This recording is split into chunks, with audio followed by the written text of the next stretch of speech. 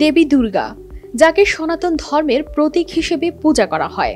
তার সাজসজ্জার সবকিছুতেই যেন শিল্পের ছোঁয়া। নানা রূপে সাজানো হয় দেবীকে। থাকে ঘন কালো, সুশ্রী আর কোমল চুল। কিন্তু জানেন কি, এমন সুশ্রী চুলের কারিগর কারা, কিংবা কি দিয়ে তৈরি হয় এই চুল? একদল মুসলিম কারিগর কয়েক প্রজন্ম ধরে তৈরি করে চলেছেন দেবী দুর্গার চুল। শুনতে অবাক লাগলেও সত্যি। হাওড়ার পার্বতীপুরে রাস্তায় রঙিন পাট শুকানোর ছবি যেন এক মহাযজ্ঞের আভাস দেয়, যেখানে প্রতিটি মুসলিম কারিগরদের হাতের জাদুতে তৈরি হচ্ছে দেবীর সাজসজ্জার একাংশ। কলকাতার পাশেই হাওড়ার পার্বতীপুর গ্রাম। এই গ্রামে লুকিয়ে আছে এমনই এক অনন্য ইতিহাস ও ঐতিহ্য।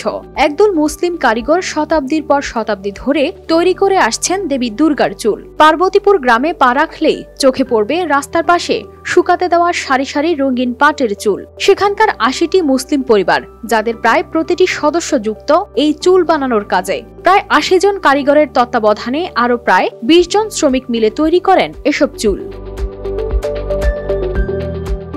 দেবী দুর্গার চুল তৈরির প্রধান কাঁচামাল হলো পাট, যা হাওড়া ও হুগলি জেলা থেকে সংগ্রহ করা হয়। প্রথমে এই পাটগুলোকে সেদ্ধ করা হয়, তারপর তা রং করা হয় বিভিন্ন উজ্জ্বল রঙে। এরপর শুরু হয় চুল শুকানোর প্রক্রিয়া।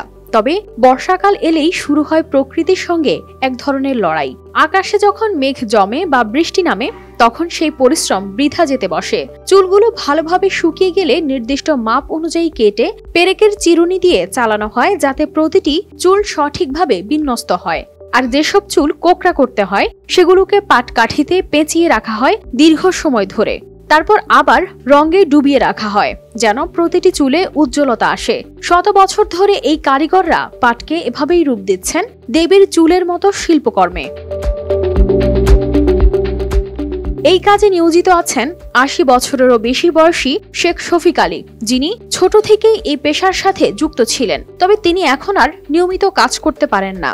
তিনি বলেন, আগে আমাদের মায়েরা আজানের সময় পাট শুকাতে দিতেন, আর এখনকার প্রজন্ম সেই উৎসাহ দেখাচ্ছে না। পার্বতীপুরে পাটের চুলের কাজ শুরু করেছিলেন অনেকেই, কিন্তু এখনকার প্রজন্মের মধ্যে এই পেশার প্রতি আগ্রহের অভাব দেখা দিয়েছে। অনেকেই নিজে এই কাজ করলেও ছেলে মেয়েদের এই পেশায় আনতে চান না। পরবর্তী প্রজন্ম এই ব্যবসায় সরাসরি যুক্ত হতে চায় না, বরং তারা অন্য মজুরদের দিয়ে কাজটি চালিয়ে নিতে আগ্রহী। কারণ নিজেদের হাতে কাজ করতে গেলে তাদের অনেক কষ্ট ও নোংরার মধ্য দিয়ে যেতে হয়। পাটের আঁশ নিঃশ্বাসের সঙ্গে ফুসফুসে জমে গিয়ে স্বাস্থ্যহানি করে। তবে এই পেশার ভবিষ্যৎ নিয়ে কিছুটা আশাবাদী কেউ কেউ। কোভিড-19 মহামারীর ২ বছর পর এবছর ব্যবসায় বেশ চাহিদা দেখা দিয়েছে।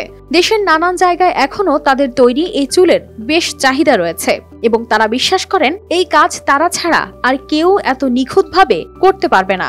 তাই যদিও পরবর্তী প্রজন্ম সরাসরি যুক্ত হতে না চায়, তবুও তাদের অভিজ্ঞতার এবং দক্ষতার কারণে এই শিল্প টিকে থাকবে। কানিস ফাতেমা শিমু, RTV।